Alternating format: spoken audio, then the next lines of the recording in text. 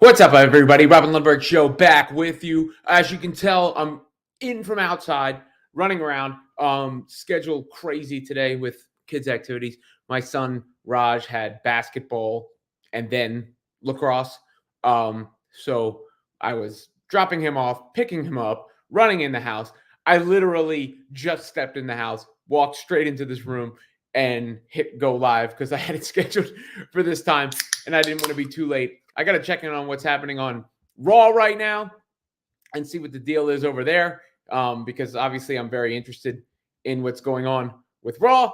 But I wanted to start with Victor Wembanyama because I watched the Nets last night. Yeah, I did. I watched the Nets last night. And what's crazy about it is Victor Wembanyama is so dominant for his age. I mean, period, right? Like, just in general, he is this dominant force that it's almost awe-inspiring to watch. You sit there and you go, how can this person exist? How can this guy exist? How can he be so good, right? And that stood out to me.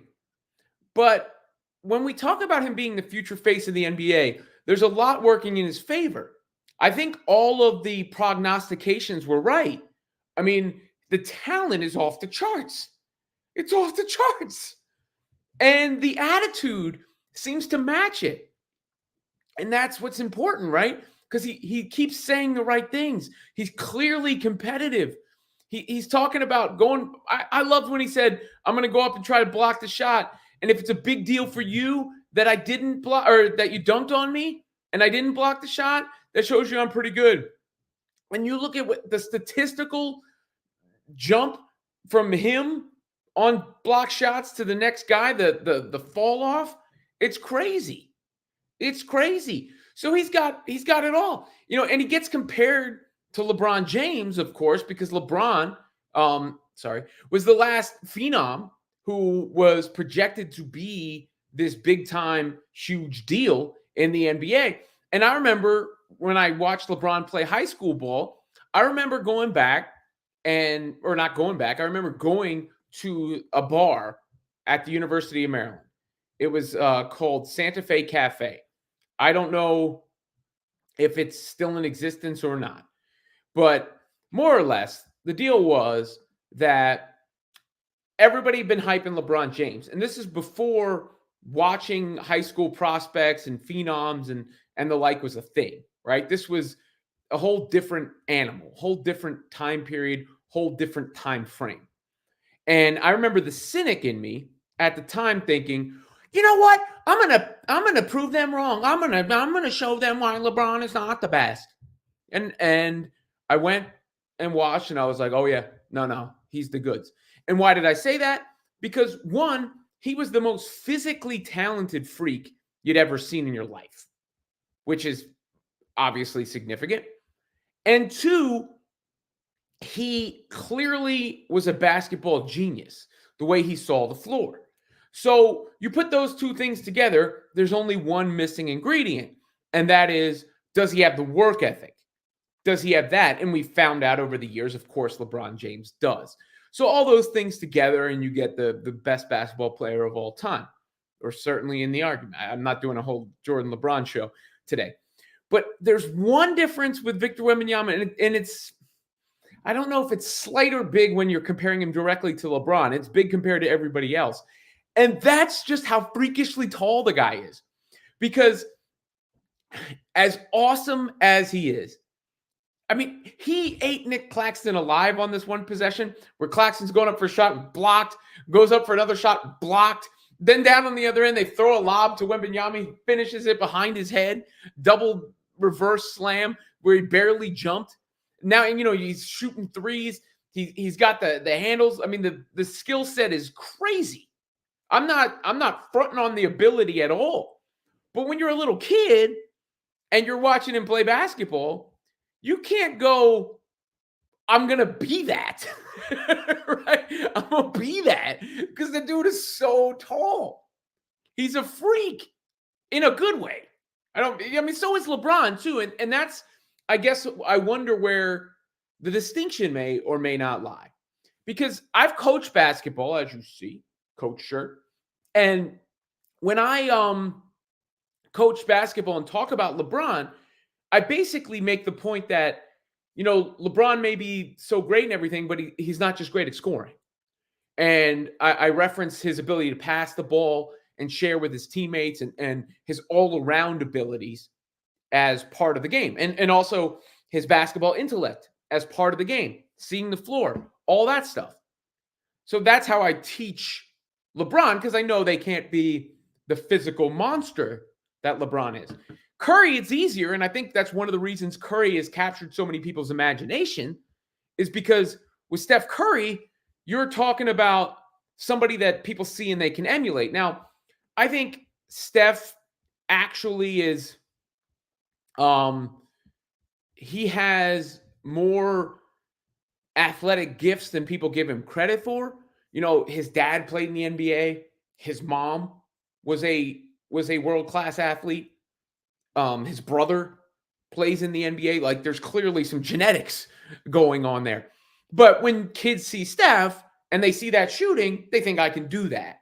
And I think that's one of the reasons Steph is so popular and so well-liked, because it's easy to see that and emulate. But even when I teach Steph, I teach other aspects of the game. And I say, what does Steph do when he doesn't have the ball? He never stops moving. And that's part of what makes him so dangerous, because he can do it with the ball. He can shoot. He can use his dribble to get where he wants on the floor and penetrate and break the defense down. But when he doesn't have the ball, he's always moving. With Wembanyama, I'm sure there's going to be stuff that you can teach, but so much of it is not going to be relatable, because, and this is not a knock, it's not a criticism, it's just an ism. He's such a physical freak that I don't know if a kid can see him and go, okay, I want to be Wemby. All these guys are physical. Michael Jordan back in the day, we talk about be like Mike. He's flying through the air, doing stuff that most normal human beings can't do. But it didn't feel like, 6'6" is still mad tall, but it's not the same thing. And that's where I wonder if there's any hindrance from Victor Wembanyama, or for Victor Wembanyama, when it comes to truly taking over the league. What do you think? I'm curious. I'm curious. Hit me up in the comment section. Plenty of stuff we're going to get to tonight. Doug Developer gets the first look. Sorry, rooting against Wemby because he plays for the Spurs. No way a franchise should be this lucky. Would have loved the Hornets to draft him. Well, yeah, I mean, the Hornets, no, wait, you like the Hornets? I didn't know anybody liked the Hornets. That's I've never met a Hornets fan, like an actual true blue Hornets fan. Ali says, why are you streaming during Monday Night Raw? I just explained it. You must have missed the top of the show. My kids at practice and then another practice. It was either this or early this afternoon. I will, I've got Raw recording. I'm going to watch Raw. If anything crazy happens during this show on Raw, which happens to be a 3-hour show, by the way. So when I start Raw at, let's say, 9 o'clock, I get to watch it without the commercials.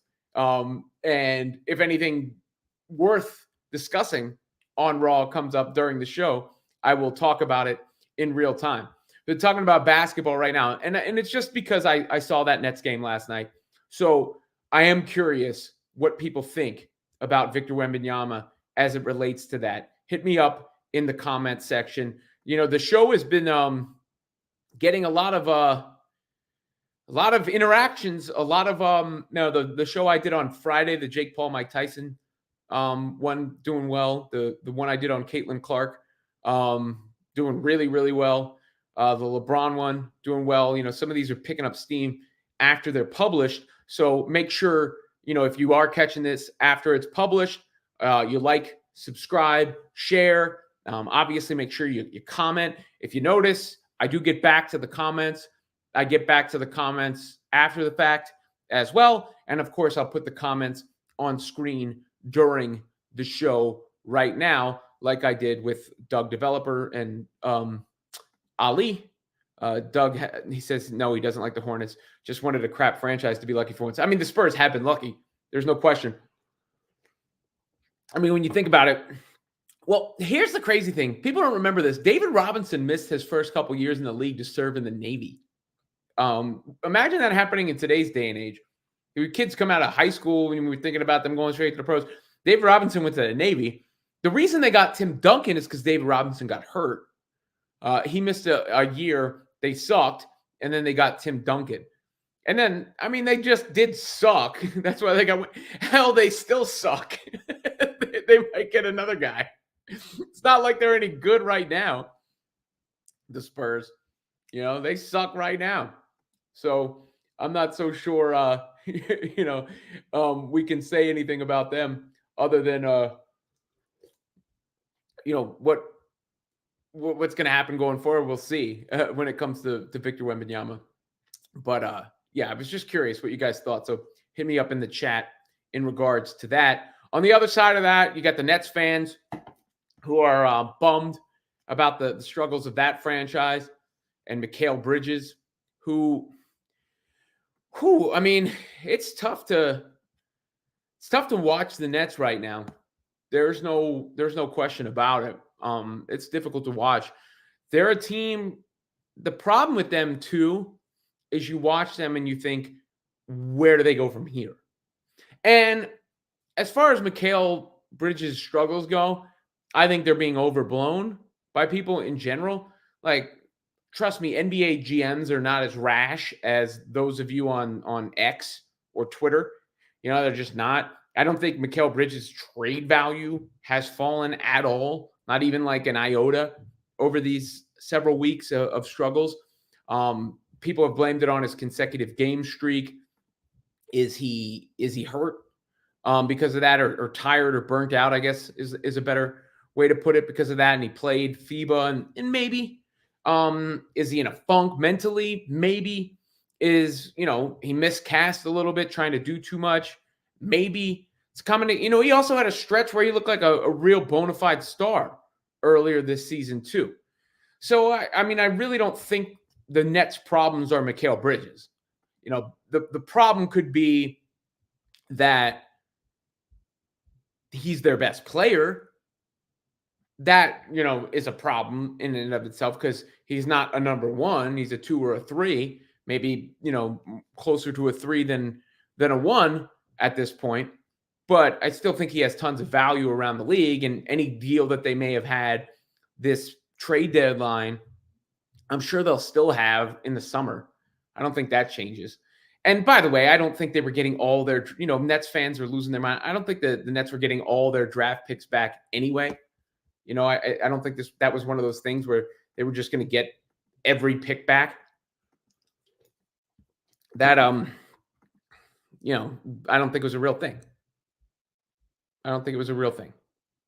And I also, believe there was some truth to it, that they're getting some picks back. But when people see 4, 5 first-round picks, are they taking that into context? Are they taking into context whether those picks are protected? All that sort of thing. But I don't think that the Nets lose out on that. It's just a question of, do they want to trade him and tank next year? Who's going to make that decision? Is it going to be Sean Marks, or is he out the door? What do they do with Cam Thomas, who's one of the strangest players in the league, really, when you think about it, because he's got these scoring outbursts. He's done it at such a young age, but at the same time, he has other flaws in his game, isn't really a point guard. It's getting, even with Kevin Ollie sat down at the end of a game. I mean, Ollie said after the game that was his fault and whatnot, but I still don't,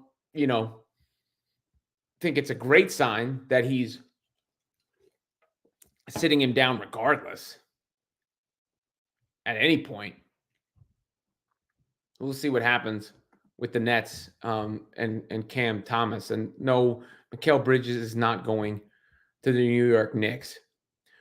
Speaking of the New York Knicks, I saw this report from Adrian Wojnarowski right before I went live about OG Anunoby, and that's a bummer because I would be very concerned about that report if I'm a Knicks fan.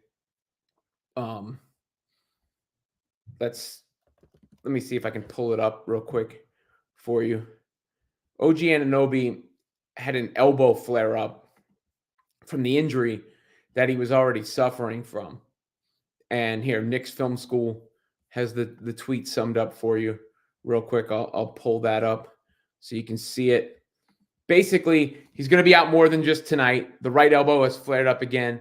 They needed to calm down. How long he is out is unclear, but it is certainly a concern.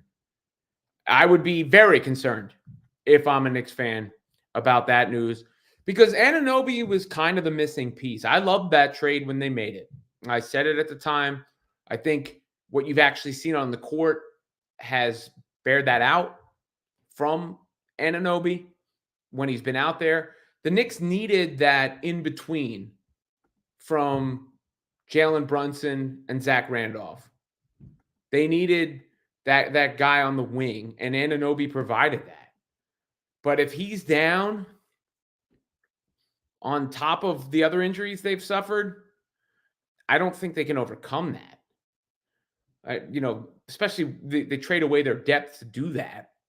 There are other guys to do that, and I'm not blaming them. It is what it is. These things happen. It's bad luck. I'm not saying it's a Knicks problem. It's just a problem for the Knicks. So that's tough, especially when you're expecting to get Julius Randle back maybe at some point here. Rough luck for the New York Knicks. I feel bad for the Knicks fans out there. I know a lot of Knicks fans probably checking this out, peeping at different times. And I know that, was a tough blow. Certainly a tough blow for the New York Knicks to hear that today. The Knicks in better shape than the Nets, even with that news right now, though. Things have flipped. Things just ain't the same for gangsters. Some of the former Nets had interesting games in recent times. Kyrie had that left-handed game winner. I mean, no one's ever fronted on Kyrie's ability. The guy is sick with it. He is a magician with the basketball in his hands. There's no question. Kevin Durant and the Suns I think both teams are in the play-in tournament right now.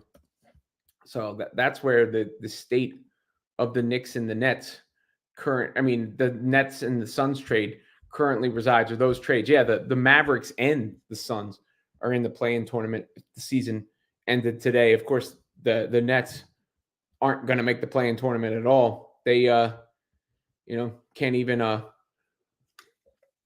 catch up to the Atlanta Hawks without Trae Young, which is part of the reason I was asking before, like, where do the Nets go from here at this point in time? It's a tough question to answer. I mean, I see this, these articles being written as if, here's the thing with Cam Thomas too. He tends to struggle at the end of games. I mean, I did think he was missing out on the floor at the end just because he's their best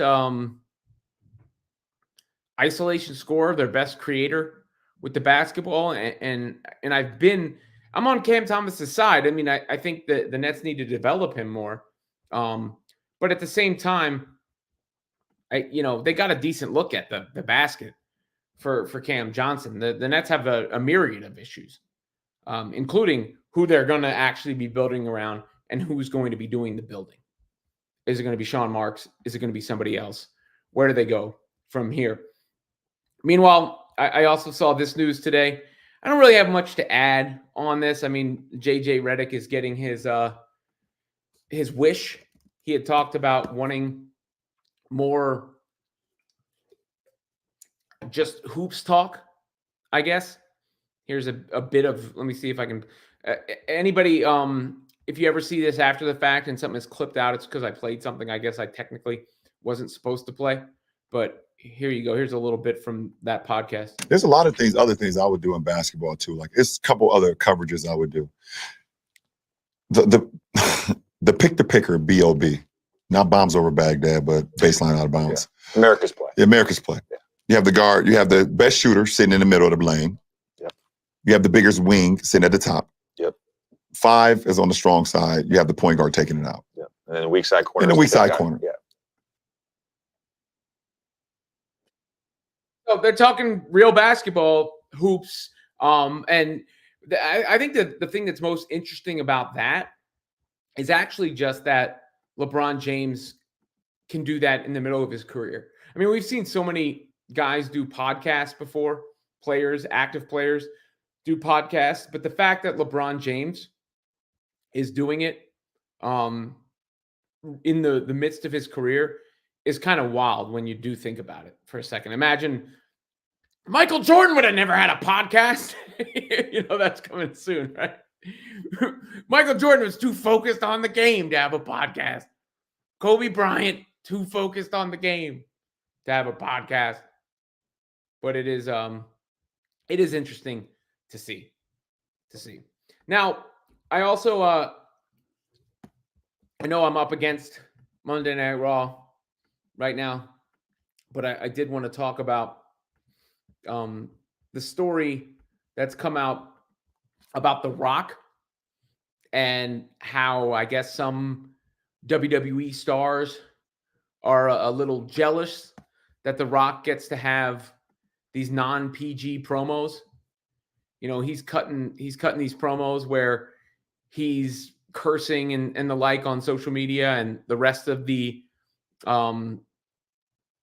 performers are told to keep it PG, are told to not, toe the line or do any of that stuff. A couple things on that. One, I mean, generally that's the way it works. There are different standards for different folks. Nature of the biz, nature of any entertainment biz, really, when you think about it. And he is The Rock. And when it comes to The Rock, right now, I mean, we're seeing why he might be the GOAT. Or is. He probably, I would say, why he is the GOAT. Because he's having this run right now. The Rock is coming out there and cutting these epic, iconic promos at a phase of his career where most guys are done, or most guys are not saying anything, doing anything ever again. I didn't think we'd get another real run from The Rock in WWE. I didn't think we would see The Rock come out and, actually be involved in an extended program and not just a, hey, I'm here. Do you smell what The Rock is cooking? And here's the impact of what The Rock has done.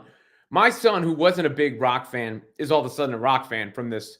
He was cracking up at the promo, the concert on SmackDown. Absolutely cracking up at the thing. And he's taken to calling, and he likes Cody Rhodes. He's taken to calling the Cody Crybabies out. So it's very interesting to see what Cody Rhodes is going to say tonight, because he needs to clap back. Cody Rhodes needs to clap back. I mean, I know he hit a Cody cutter on Solo Sikoa and some of that. There was a Jimmy Uso and Jey Uso segment at the top of the show. But we needed to see Cody clap back at The Rock, because he can't cry anymore. I know that story resonates with, and I know there's a lot of fans invested in Cody. Look, if there wasn't a lot of fans invested in Cody, we wouldn't have got that rebellion against The Rock, Cody, or the Rock Roman main event at WrestleMania in favor of Cody. We would have never got that. But instead, we did. And that's, in part due to how good Cody has been, how great a babyface Cody has been, what kind of, show he's put on, all these things. But I admire your love for wrestling, but I'm sorry, I don't get wrestling. How could someone be the GOAT when all can't you say somebody is the GOAT of acting, or somebody is the GOAT of any other field? Like that's not a live competition. I mean, the Rock could be the GOAT because he's the best performer. I mean, he's not the best wrestler, but when you take all the things that go into wrestling into account, the Rock's the GOAT at this point with this run. I mean, Hove is the GOAT. Hove is the GOAT. And music is subjective. I say Infinity War is the GOAT movie. Other people would disagree with that. I mean, you could call anything the GOAT. What's the GOAT game show? What's the GOAT? You could do that with anything. The greatest. It just simply stands for greatest of all time. It doesn't say the most legitimate competition of all time. It doesn't say that. Greatest of all time. And The Rock has those Cody crybabies in their feelings right now. And to be honest, he's just eating them alive. He's just eating Seth Rollins and Cody Rhodes alive. It's embarrassing. They got to get back at this dude. They can't keep being owned by this dude. Or it's scary hours out there for them if they're still being owned by this guy and dominated by him, because Cody can't do that by crying anymore. He's got to do it in a different way. He's got to do it in a different way.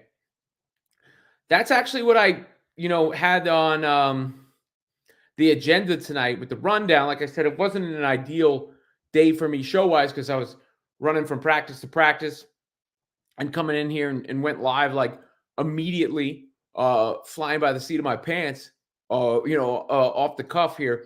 But I want to make sure I am consistent with the programming here. Robin Lundberg Show, Monday through Thursday. Like I said, the times might float a little bit. The start times might float a little bit. We'll see how that schedule is impacted going forward, but it will. This show, this channel will not be going anywhere, no matter what else may be going on. I know. Oh, I did have one other thing in the rundown, but I know some of you might have seen the Sports Illustrated news today, and let me throw that up because it was a significant piece of news. The Sports Illustrated license was acquired by Minute Media, a new company. I don't know if you guys know this, but all of you might not know this. I'm sure plenty of you do. I started this show because I work at Sports Illustrated. I have worked at Sports Illustrated since 2017.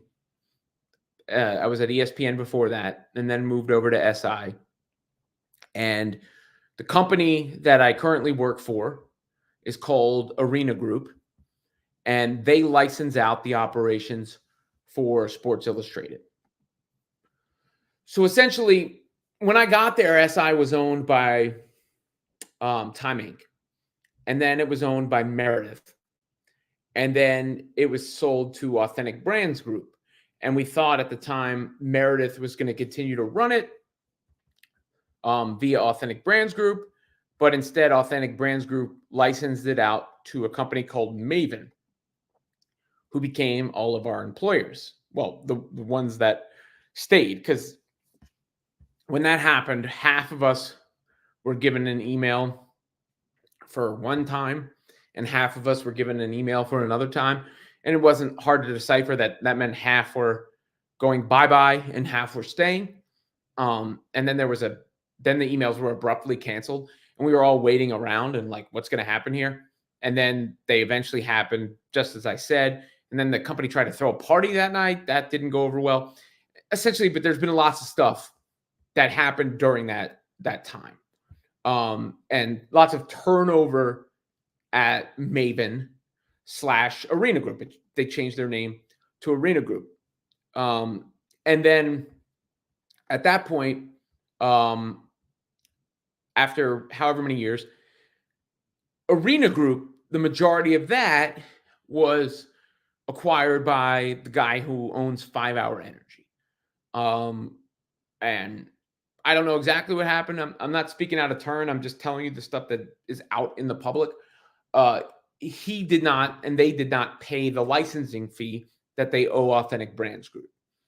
And after that happened, Authentic Brands Group pulled the license to operate Sports Illustrated. And that was on a Thursday. The next day, on a Friday, every employee, every staff member of Sports Illustrated, every union staff member, which is everybody, there's no, you work for Sports Illustrated, you are in the union. That's the way it works. And every member of the staff got an email at the same time, basically saying, peace out, players. You have 90 days notice until your jobs are gone. If nothing changed. I guess it's like technically like something called the WARN Act, where it's the equivalent of like a power plant closing. They have to give the employees notice.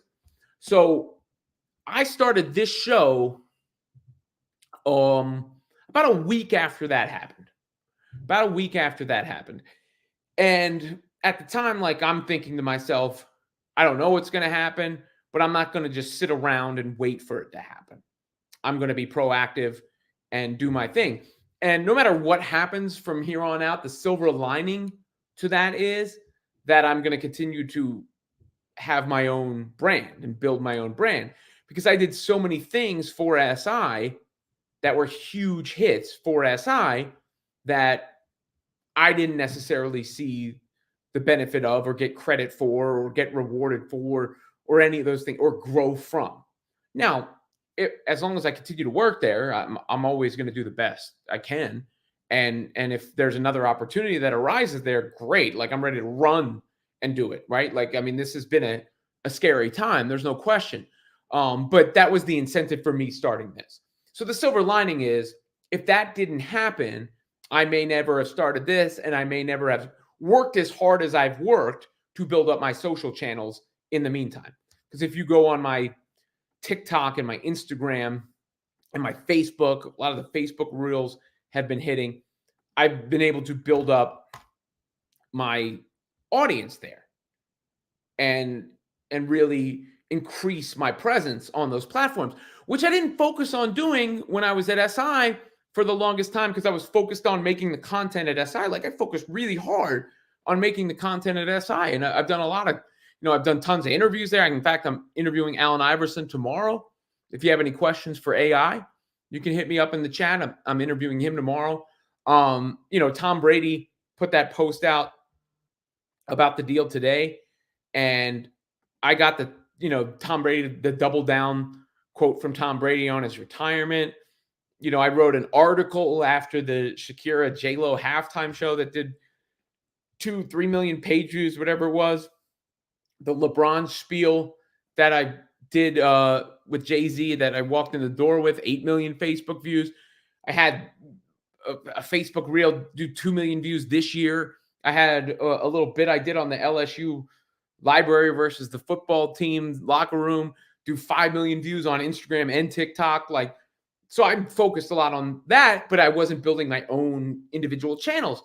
And then I seen this influencer influx happen, this influencer economy, if you will, where people are like, we got to bring in the influencers.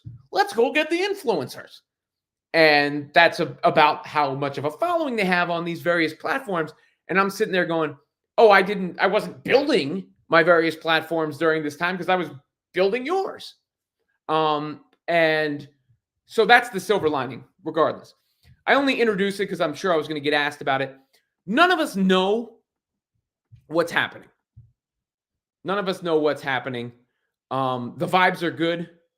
Everything I've heard about Minute Media has been great.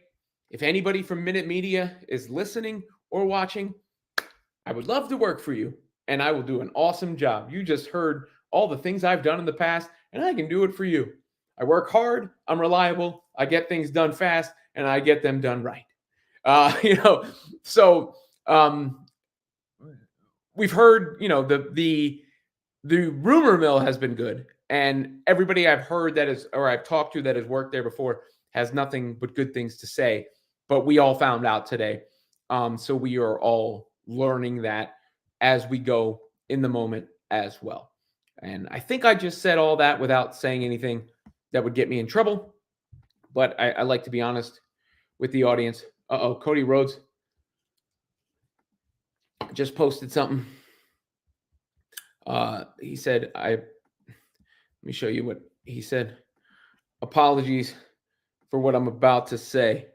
Is he coming up now at the top of the hour?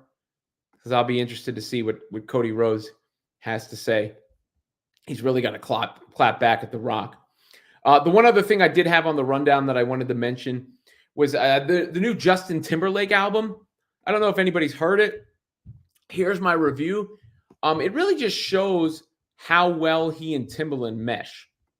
Because there are some good songs on there. It's well produced. Look, I didn't get into the whole Justin Timberlake, Britney Spears thing. It's not, I'm not delving into that. I just can't. I don't have the energy for that. I understand there's some people online who are mad at Justin Timberlake. I thought that Man in the Woods project he put out was no good.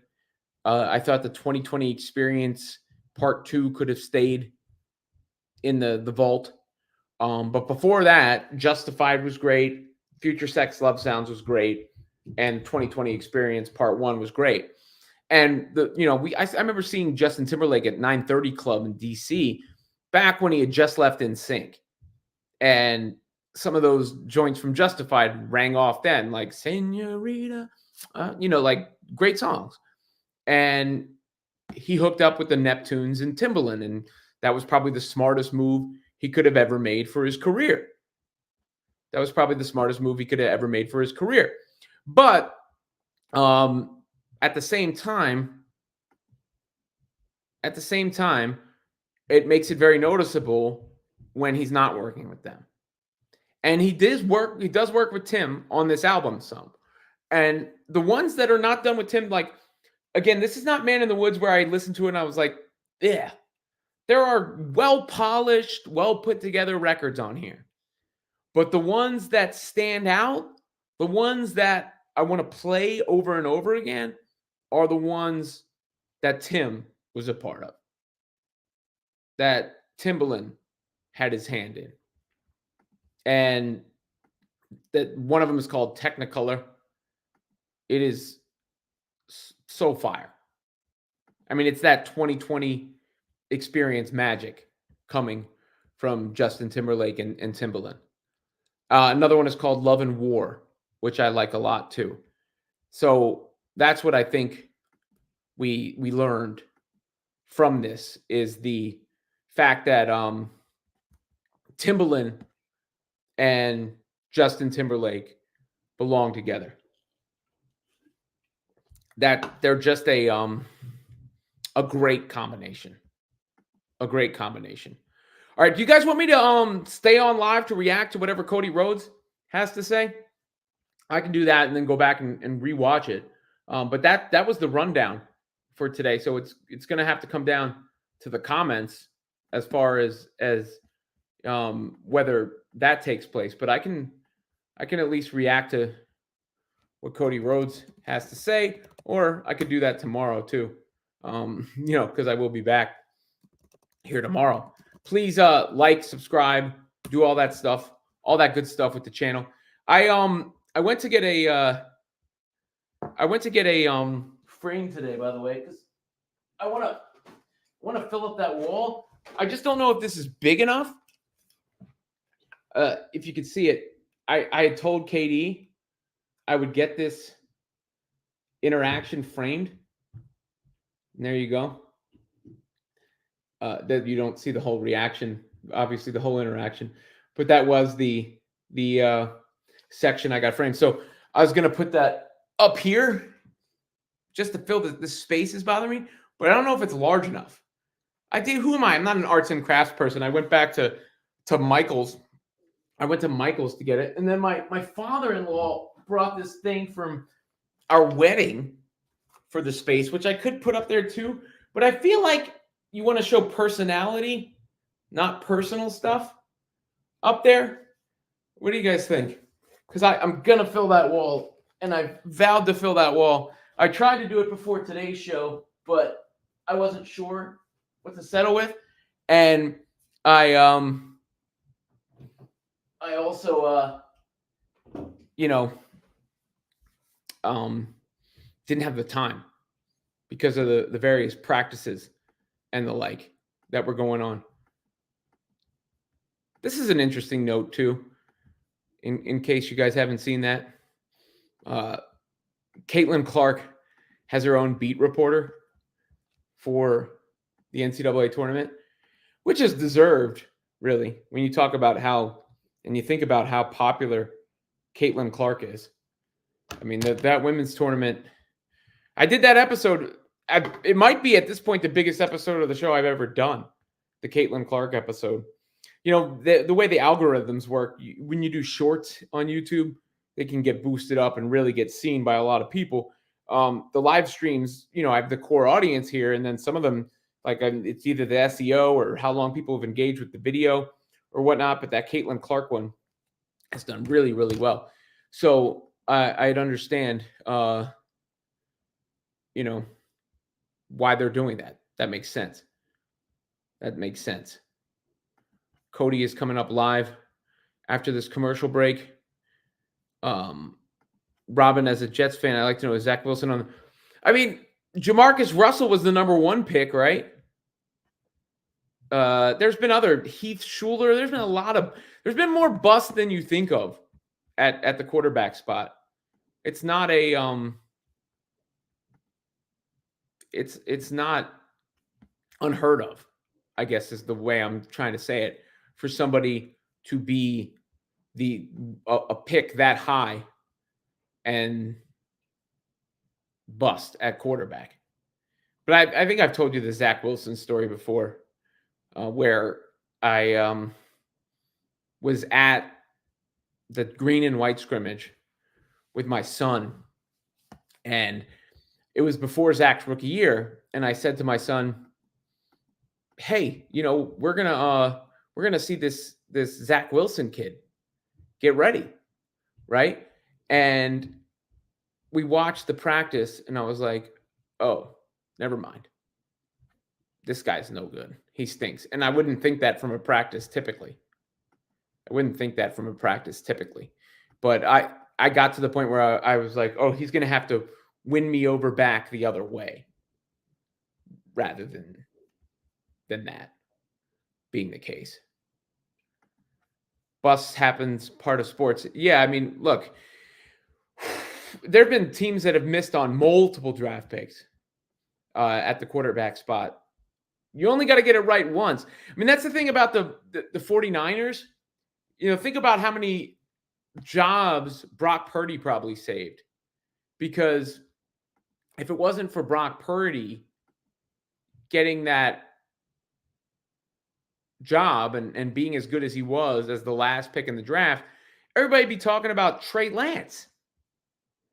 But instead, it doesn't matter because they got what they needed, which was the quarterback on the rookie deal. They got the quarterback on the rookie deal. And that's really all that matters. All right, here Cody Rhodes is coming out. So maybe I'll just give you before I get out of here, my quick thoughts on what Cody Rhodes is about to say on Raw here, or is saying on Raw, since I'm live in the moment. If you got anything else you want to throw at me before I get out of here, do that as well. The concurrence doing well today here on the show, on X especially, it looks like. It's weird, different things, different platforms, how they pop off. It's interesting to see, becoming like a little bit of a social media analytics nerd, having done this and checking in to the shows and the data and diving in to all that, as I figure this out. Like I said, hopefully today was good news for all of us who work at Sports Illustrated, and my employment will be on better footing. but that doesn't mean this show's going anywhere. It may have to adjust, adapt a little bit, but I got to keep coming strong because you guys are here for me, and that's the silver lining of this experience, one way or the other.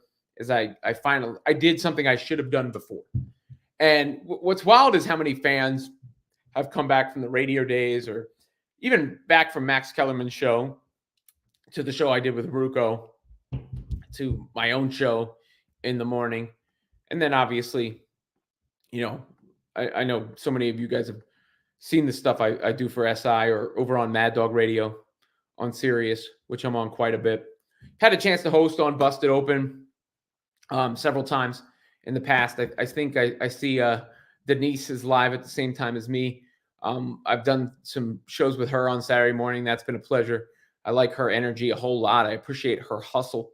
So if anybody out there is a fan of hers, it's cool to see people like that build their own followings, and that is what gets them noticed by other outlets. But whenever I've had a chance to host on Busted Open, that's been fun for me as well, because the wrestling thing is it's interesting because I don't know if I'm sure I've told this on here before, but while I'm waiting for Cody reaction, when I was a kid, I used to go to Mississippi because my grandmother was from Mississippi, my mom's mom, and she had all the NWA action figures and stuff out there. And we would go to the video store my aunt worked at and rent all these Coliseum home videos. So I remember watching all those videos, seeing The Undertaker's debut, seeing Shawn Michaels kick Marty Jannetty through the barbershop window, seeing the Hart Foundation and the Rockers. That's how I was introduced to Shawn Michaels and Bret the Hitman Hart, and seeing all that stuff and being a huge fan. And then I go through high school. I'm in the Attitude Era, the NWO. I've talked about Scott Hall on last week's show. Talked about obviously Stone Cold Steve Austin and The Rock, referencing The Rock earlier, and how The Rock is really the GOAT at this point. I think this return has kind of solidified The Rock as perhaps the GOAT. But after that, after high school, I would say, I don't want to say I got out of, well, I mean, I did. I wasn't avidly following wrestling after that. And that's because, I don't know, maybe it was the phase of life I was in. Maybe it was because it wasn't as good. I don't know. It's sort of the John Cena era. I mean, I did go to WrestleMania, Rock and Cena at MetLife that year. I think, I want to say 2013, maybe. But it wasn't until COVID that my love was rekindled. Like, love. And that was basically because where I was in life, obviously with the kids, and I'm randomly watching a Royal Rumble, and my son goes, "What is that?" And we watched every Royal Rumble together, every single one. And now, he's going to WrestleMania with me this year, and he's super into it. And his little sister is into it too. Like, if he's 100, she's an 80. And the littlest one, Rohan, Big Ro, is really upset because he was asking me, "Daddy, yesterday, am I going to WrestleMania?" But let's see, when it comes to WrestleMania, what exactly we're going to get from Cody Rhodes and the build up here, because Cody needs to clap back. I just mentioned Denise. I see her tweet. Why don't I share her tweet in real time here? Here's what Cody Rhodes had to say on Monday Night Raw. "Rock, I don't think you're a heel. I think you're an asshole." Well, that's more in the lines of what I was looking for. And doesn't that go against a little bit the PG thing everybody was talking about? For Cody to come out and say that live on Raw, I mean, we need to see that energy. because Cody Rhodes he got to the point where the fans rebelled for him. They rebelled on behalf of Cody Rhodes. They were that invested. You can't lose that going into WrestleMania. Here's another bit of what Cody had to say. You've been crying behind the scenes the whole time. That's a good clap back. There we go, Cody. That's the energy I want to see. I want a Cody clap back, not Cody crybaby. That's the energy I've been looking for out of Cody Rhodes. So hopefully he, keeps it. He needed that.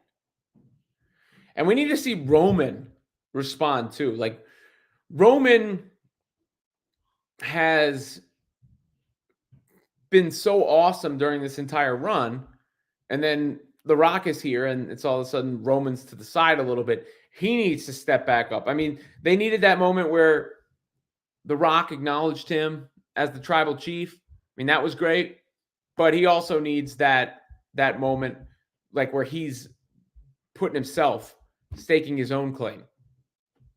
And we need that. But Cody is at least now standing up for himself, which is what I needed to see. What did I needed to see from I didn't need more of like, I'm Dusty's kid, I'm going to finish the story and all that sort of stuff. So congratulations, Cody. That's the energy we wanted. I'll have more reaction to that tomorrow because I will be back tomorrow. Robin Lundberg Show, Monday through Thursday, here on YouTube, X, Facebook, and the like. But yeah, Cody giving the energy I wanted to see. Thank you, Cody Rhodes. He needed that. They couldn't keep going into WrestleMania with him just appealing to the, to the heartstrings. We needed Cody clapback, not Cody crybaby. So that is worth a round of applause. We're going to get Big Bros going to always tell little bro how I went to WrestleMania. Oh, man. No, that's wifey that did that. She decided that me and Raj were going. I mean, he's the biggest fan and he's the oldest. Rohan is 2 years old. In fact, his birthday is WrestleMania with 3 years old. So it's going to be tough for him to do 2 full nights of WrestleMania. Just the nature of being a 2 or 3 year old. Ronnie is the one I felt the worst for, my daughter, but she said she's cool with it and she's the sweetest person in the world. And she said Raj deserves it. That's how sweet a person Ronnie is. She's not, I mean, I'm sure in some part of her is jealous, but that's what she's saying. Raj deserves it. I love that. I mean, I love all my kids, but like you love your kids for different things and in different ways and in different moments. You'll have this like attachment to them because of something that they bring out in you and something that just makes you so proud. And with Ronnie, it's funny because she's such a fierce competitor and she tries so hard at everything she does, but she's also just naturally the nicest person in the world. So whenever anything has gone down, I always say to people, if she's involved, she says, Daddy, I didn't like Ronnie. I know you didn't do it. You don't have to come tell me you didn't do it. I know you didn't do it. Let me see if I can play a bit of the Cody Rhodes promo without getting it clipped after the fact. If it is, so be it. But I'm just going to play a few seconds of it. Maybe I can get away with it. Hold on 1 second. Rock, I don't think you're a heel. I think you're an asshole. There you go. Cody Rhodes. That's the line that'll probably be quoted, as well as the crying behind the scenes that he said The Rock was doing to TKO. And that's part of the thing I like about this too, is we've seen the acknowledgement of The Rock's role on the board at WWE. And we've also seen the acknowledgement of the things that the fans have rebelled to. I mean, they rebelled against the main event and they pivoted because of that. Rock and Roman, they pivoted. They've rebelled, to a certain extent that got Liv Morgan involved in an angle. All those things. Maybe, there was the Chad Gable, Sami Zayn thing. I don't know how big that got last week. But Cody Rhodes did what he needed to do. I'll watch the whole thing from beginning to end. But I wait, are these tweets for real? If Cody is saying the stuff that I think he's saying here, this is the goods.